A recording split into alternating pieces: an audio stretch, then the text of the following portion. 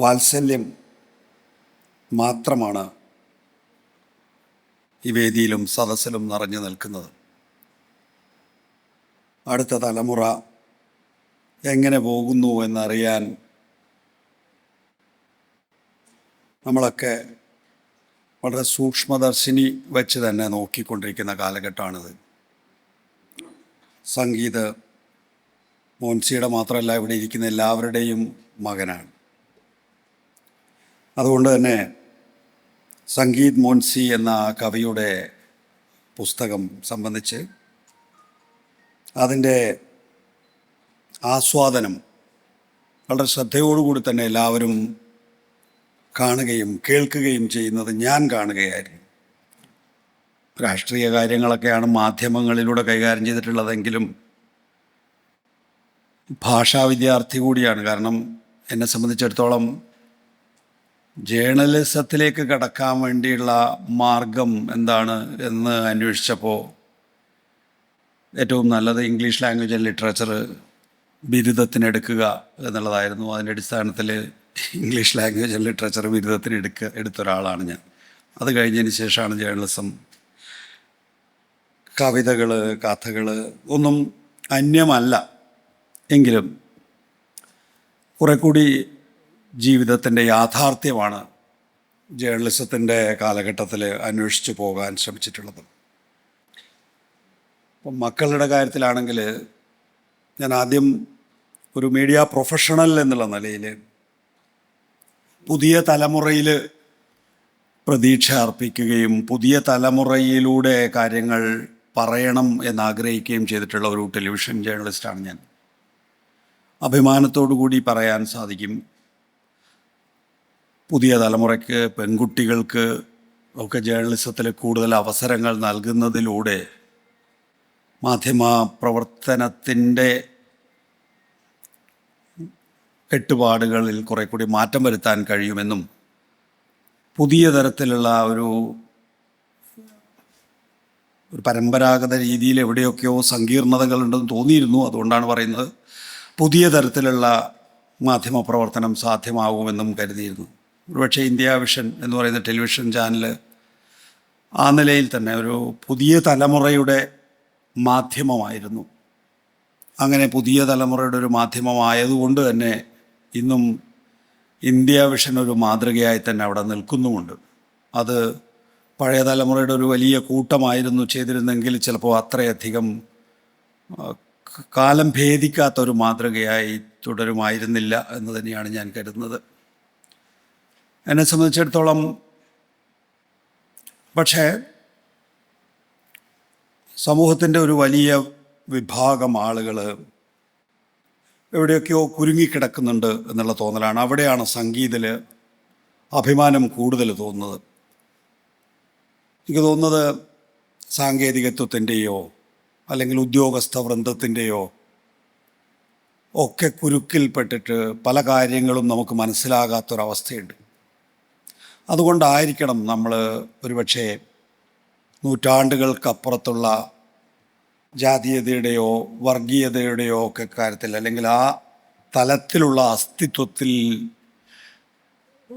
നമ്മളിൽ ചിലരെങ്കിലും നമ്മൾ തന്നെ ഇപ്പോൾ കുരുങ്ങിപ്പോയിട്ടുള്ളത് എന്നുള്ള സംശയമുള്ള ഒരാളാണ്. അതുപോലെ തന്നെ വാർത്തയുടെ ലോകത്താണെങ്കിൽ വ്യാജ വാർത്തയുടെയും അതുപോലെ തന്നെ അതിലൂടെ രൂപപ്പെടുത്തുന്ന ഗൂഢസിദ്ധാന്തങ്ങളും എവിടെയൊക്കെയോ പുതിയ തലമുറയെ തന്നെ മുന്നോട്ട് പോകുന്നതിൽ തടസ്സം സൃഷ്ടിക്കുന്നുണ്ട്. അവിടെയും നേരത്തെ ഇവിടെ ആസ്വാദനം പറഞ്ഞ അധ്യാപകർ ചൂണ്ടിക്കാണിച്ചതുപോലെ തന്നെ ഭാഷയിൽ, പ്രത്യേകിച്ച് കവിതകളിൽ, അത് അച്ചടിച്ച പുസ്തകങ്ങളല്ലെങ്കിൽ തന്നെയും സാമൂഹ്യ മാധ്യമങ്ങളിലൂടെ കുട്ടികൾ അവരുടെ ആശയപ്രകാശനം അവർക്ക് സാധ്യമാകുന്നുണ്ട് എന്ന് തന്നെയാണ് ഞാൻ കരുതുന്നത്. നമ്മളിപ്പോൾ സാധാരണഗതിയിൽ ആനുകാലികങ്ങളിൽ അച്ചടിച്ച് വരുന്ന കവിതകളെക്കാൾ ഉപരിയായി, അല്ലെങ്കിൽ അതിലെ സാഹിത്യത്തെക്കാൾ മികച്ചത് യഥാർത്ഥത്തിൽ, അല്ലെങ്കിൽ ചിലതെങ്കിലും നമ്മളുടെ ശ്രദ്ധയിൽപ്പെട്ടിട്ടുണ്ടാവും. അത് സാമൂഹ്യ മാധ്യമങ്ങളിലുള്ള അല്ലെങ്കിൽ ഡിജിറ്റൽ മേഖലയിലുണ്ടാകുന്ന സാഹിത്യ തൽപരരായ വിദ്യാർത്ഥികളുടെ അവരുടെ സൃഷ്ടികൾ വരുന്നുണ്ട് എന്ന് തന്നെയാണ് ഞാൻ കരുതുന്നത്. അപ്പോൾ എവിടെയോ ഈ പറയുന്ന ഒരു വലിയ തടസ്സം നമുക്ക് മുന്നോട്ട് പോകുന്നതിലുണ്ട് എന്ന് കരുതുമ്പോഴും അതിലുള്ളൊരു പ്രകാശം യഥാർത്ഥത്തിൽ ഈ പുതിയ തലമുറയുടെ ഭാഗത്തു നിന്നുണ്ടാകാറുണ്ട്. നേരത്തെ ചൂണ്ടിക്കാണിച്ചതുപോലെ ഞാനൊരു രാഷ്ട്രീയ കുടുംബത്തിൽ നിന്നുള്ള ആളാണ്. എന്നെ സംബന്ധിച്ചിടത്തോളം വിദ്യാർത്ഥി രാഷ്ട്രീയത്തിൽ നിന്ന് സജീവ രാഷ്ട്രീയത്തിലേക്ക് പോവുക എന്നുള്ളതായിരുന്നു 1996 എൻ്റെ വിദ്യാഭ്യാസം പൂർത്തിയാകുമ്പോൾ ചെയ്യേണ്ടിയിരുന്ന സ്വാഭാവികമായ കാര്യം. പക്ഷേ നേരത്തെ തന്നെ രാഷ്ട്രീയത്തിൽ ഇടപെടുന്നതിനേക്കാൾ ഉപരിയായി മാധ്യമങ്ങളിലൂടെ രാഷ്ട്രീയത്തിൽ ഇടപെടാൻ കഴിയും എന്ന് പ്രതീക്ഷിച്ച ഒരു വിദ്യാർത്ഥി എന്നുള്ള നിലയിൽ ഞാൻ എൻ്റെ വിദ്യാർത്ഥി ജീവിതം അവസാനിപ്പിക്കുമ്പോൾ തന്നെ കൃത്യമായ ഒരു ഗ്രാമർ എന്നെ സംബന്ധിച്ചിടത്തോളം ജീവിതത്തിൽ ഒരു നിഷ്ഠ പോലെ കൊണ്ടു നടന്നിരുന്നു. ഭയങ്കര ബുദ്ധിശാലികളായിട്ടുള്ള ആളുകൾക്കിടയിൽ ജീവിക്കുമ്പോൾ നമ്മളെ സംബന്ധിച്ചിടത്തോളം നമുക്കത്രയുമൊക്കെ ലോകപരിചയമില്ല എന്ന് തോന്നുന്ന ഘട്ടത്തിൽ നമ്മൾ ഈ ഗ്രാമറിലൂടെയാണ്, ചിട്ടവട്ടങ്ങളിലൂടെയാണ് അതിനെ മറികടക്കാൻ ശ്രമിക്കുക. അങ്ങനെ നമ്മൾ ചിട്ടവട്ടങ്ങളിലൂടെ, അതിൻ്റെ ഗ്രാമറിലൂടെ നമ്മൾ മുന്നോട്ട് പോകുന്ന ഘട്ടത്തിൽ പുതിയ തലമുറയെ സംബന്ധിച്ചിടത്തോളം ഇപ്പോൾ എൻ്റെ മക്കൾ തന്നെ, ഞാൻ എൻ്റെ മകനെ, അവൻ്റെ ആഗ്രഹം മീഡിയ സ്റ്റഡീസ് എന്നാണ്. അപ്പോൾ അവൻ അതിൻ്റെ സിലബസൊക്കെ നോക്കി ക്രൈസ്റ്റ് യൂണിവേഴ്സിറ്റി ബാംഗ്ലൂർ കണ്ടെത്തി. അങ്ങോട്ടേക്ക് പോകുമ്പോൾ ഞാൻ ഇപ്പോൾ ഫൈനൽ സെമസ്റ്ററിലേക്ക് പ്രവേശിക്കുമ്പോൾ ഞാൻ ചോദിച്ചു, ഇതിൻ്റെ പദ്ധതി എന്താണ്, അടുത്തത് എങ്ങനെയാണ് എന്ന് ചോദിക്കുമ്പോൾ പറയുന്നത്, ഞാൻ വ്ളോഗറാകാനാണ് ആഗ്രഹിക്കുന്നത്.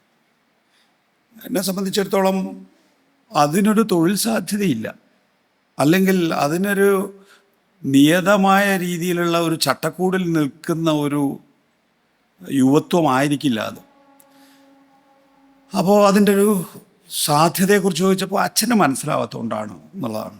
28 വർഷത്തെ മാധ്യമ ജീവിതം എന്നെ സംബന്ധിച്ചിടത്തോളം എനിക്കാകുന്ന പണി മുഴുവൻ ഞാൻ എടുത്തിട്ടുണ്ട് എന്ന് വിശ്വസിക്കുന്ന ആൾക്ക് മനസ്സിലാകാത്ത ഒരു മാധ്യമ ലോകമുണ്ട് എന്ന് പറഞ്ഞു തരാൻ എനിക്ക് എൻ്റെ മകൻ വേണ്ടി വന്നു.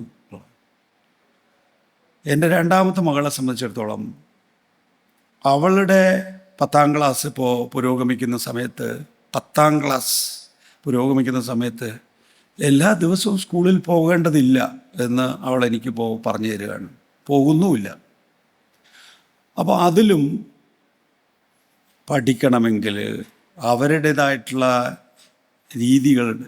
ഇതായിരുന്നില്ല യഥാർത്ഥത്തിൽ എൻ്റെ പ്രൊഫഷണൽ ജീവിതത്തിൽ എനിക്ക് ശേഷം വരുന്ന കുട്ടികളിൽ കാണാൻ ശ്രമിച്ചിട്ടുള്ളത്. അല്ലെങ്കിൽ അവരിൽ ഒരു കരിയർ ബ്രേക്ക് ഉണ്ടെങ്കിൽ, അവർക്ക് ഏതെങ്കിലും തരത്തിൽ ദിശ തെറ്റിപ്പോയിട്ടുണ്ടെങ്കിൽ ഞാൻ ചിലപ്പോൾ ആ ബാച്ചിൽ അവരെ ഉൾക്കൊള്ളിക്കാതിരിക്കാൻ ശ്രമിച്ചിട്ടുണ്ട്. കാരണം ഇത് വലിയ തപസ്സാണ് എന്നൊക്കെ വിചാരിച്ചിരുന്ന ഒരാളാണ് ഞാൻ.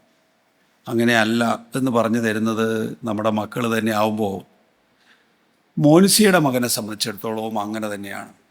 മോൻസിയെ സംബന്ധിച്ചിടത്തോളം മോൻസി സാമ്പ്രദായികമായ രീതിയിൽ അദ്ദേഹത്തിൻ്റെ കരിയർ ലഭ്യമാകാവുന്ന ഏറ്റവും വലിയ സാധ്യതകൾ ഉപയോഗിച്ചിട്ടുള്ള ആളാണ്. മോൻസിയുടെ മകൻ ഇപ്പോൾ ഒരു കവിതയിലൂടെയാണ് വന്നത്. നേരത്തെ ഇവിടെ സജയ് സാറ് ഡോക്ടർ ശ്യാം ചൂണ്ടിക്കാണിച്ചതുപോലെ ഒരുപക്ഷെ അടുത്ത കവിത ചിലപ്പോൾ ഇന്ന് എഴുതിയ കവിതയായിരിക്കില്ല എന്നുള്ളതാണ്. വേറിട്ട ഒരു കവിതയിലൂടെ, അല്ലെങ്കിൽ വേറിട്ട ഒരു ജീവിതത്തിലൂടെ സംഗീതം മുന്നോട്ട് പോകും എന്നാണ് നമുക്ക് കാണേണ്ടത്. അപ്പോൾ നമ്മളെ അതിശയിപ്പിക്കുന്നവരാണ് പുതിയ തലമുറ. നമ്മൾ നിശ്ചയിച്ച വ്യാകരണങ്ങളിലൂടെ പോകുന്നവരല്ല ഇവർ എന്നുള്ളതാണ് യാഥാർത്ഥ്യം. അപ്പം നമ്മൾ നിശ്ചയിച്ച വ്യാകരണങ്ങൾ നമ്മുടേത് മാത്രമായിരുന്നു എന്ന് നമ്മൾ മനസ്സിലാക്കിയാൽ, അങ്ങനെ മനസ്സിലാക്കാൻ നമ്മൾ അല്ലെങ്കിൽ നമ്മുടെ മക്കൾ നമ്മളെ പഠിപ്പിച്ച് തരുന്നത് എന്നുള്ളതാണ്. മക്കൾ പറയുമ്പോൾ നമുക്ക് ചിലപ്പോൾ തിരിച്ചറിവുണ്ടാകും. വേറൊരാൾ പറയുമ്പോൾ അങ്ങനെയല്ല എന്ന് പറഞ്ഞ് നമ്മൾ തർക്കിക്കും. മക്കൾ പറയുമ്പോൾ നമ്മൾ വലിയ തിരിച്ചു പറയലുണ്ടാകില്ല. വലിയ തിരിച്ചു പറയലില്ല എന്ന് പറയുമ്പോൾ നമ്മൾ ആ തിരിച്ചു പറയലിൻ്റെ സമയം കൂടുതൽ ചിന്തിക്കാനാണ് ഉപയോഗിക്കുക എന്നുള്ളതാണ്. ഞാൻ സംഗീതിൻ്റെ കാര്യത്തിനകത്ത് മോൻസി അവൻ പുസ്തകം എഴുതുന്നുണ്ട് എന്ന് പറഞ്ഞപ്പോൾ പുസ്തകം എഴുതുന്നുണ്ടാവും എന്നാണ് ഞാനും വിചാരിച്ചിരുന്നത്. സാധാരണ ഇതിൽ എല്ലാവരും എഴുതുന്നുണ്ടല്ലോ, പുസ്തകങ്ങൾ എഴുതുന്നുണ്ട്, എല്ലാവരും കവിതകൾ എഴുതുന്നുണ്ട് എന്നുള്ളത്. ഇവിടെ സംഗീതത്തിൻ്റെ ചില കവിതകൾ ഞാനൊന്ന് ഓടിച്ചു നോക്കുകയാണ് ചെയ്തിട്ടുള്ളത്. എന്നെ സംബന്ധിച്ചിടത്തോളം അത്ഭുതകരമായിരുന്നു. അത് സംശയമില്ലാത്ത കാര്യമാണ്. ഞാനത് ഹൃദയത്തിൽ നിന്ന് എടുത്തു തന്നെ പറയുകയാണ്. സംഗീതത്തിന് നല്ല ഉൾക്കാഴ്ചയുണ്ട് എന്നുള്ളതാണ്. ജീവിതത്തിൽ നമ്മളൊക്കെ ഉണ്ട് എന്ന് കരുതിയിരുന്ന നമ്മുടെ ഉൾക്കാഴ്ചയേക്കാൾ നല്ല ഉൾക്കാഴ്ച സംഗീതനുണ്ട്, പുതിയ തലമുറയ്ക്കുണ്ട് എന്നുള്ളതാണ്. അതുകൊണ്ട് ജീവിതത്തിൻ്റെ നമ്മൾ നിശ്ചയിച്ച വ്യാകരണത്തിനപ്പുറത്തേക്ക് അവർ ജീവിക്കുന്ന തലത്തിൽ നമ്മൾ അവരിൽ കാണുന്നത് നമ്മളെക്കാൾ ഉൾക്കാഴ്ചയോടുകൂടി ജീവിതത്തെ കാണുന്നു എന്നുള്ളത് തന്നെയാണ്. അത് തന്നെയാണ് ആ കവിതയിലൂടെ കാണുന്നത്. സംഗീതത്തിന് കവിതയിലൂടെയാണ് സംഗീതം ആരാണ് എന്ന് പറയാൻ കഴിയുന്നത്. അതുപോലെ നമ്മളെല്ലാം സംബന്ധിച്ചിടത്തോളം നമ്മുടെ ജീവിതത്തിൽ നമ്മൾ കാണിച്ചു കൊടുത്തിട്ടുള്ള കാര്യങ്ങളല്ല, അതിനപ്പുറത്ത് അവരുടെ ലോകം, ആ ലോകത്തിൽ അവർക്ക് പുതിയ പുതിയ കാഴ്ചകൾ കാണാൻ കഴിയുന്നു എന്നുള്ളതാണ്. ദൃശ്യങ്ങളിലൂടെയാണ്, ഞാൻ അധികം നീട്ടില്ല, ദൃശ്യങ്ങളിലൂടെയാണ് യഥാർത്ഥത്തിൽ പുതിയ തലമുറ ലോകം കാണുന്നത് എന്നുള്ളതാണ്. 1996 ഏഷ്യാനെറ്റിൻ്റെ ഒരു പ്രതിനിധിയായിട്ട് ഞാൻ സെക്രട്ടേറിയറ്റിൻ്റെ മുമ്പിൽ കൊണ്ടുപോയി ഇതുപോലൊരു ക്യാമറ വെച്ചാൽ ഒരു 50 പേര് ചുറ്റും കൂടും.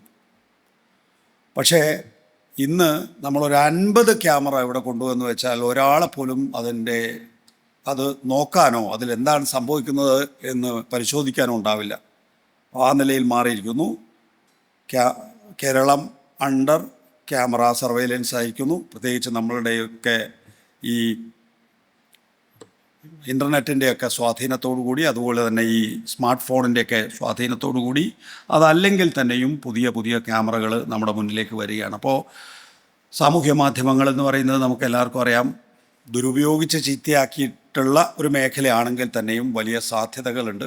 2024 ലോക്സഭാ തെരഞ്ഞെടുപ്പ് സാമൂഹ്യ മാധ്യമങ്ങളിൽ India ടുഡേയുടെ consulting editor Rajdeep സർദേശായിയേക്കാൾ political ഡിസ്കോഴ്സിൽ മുന്നിൽ നിന്നത് ധ്രുവ് റാഠിയാണ്, രവീഷ് കുമാറാണ്.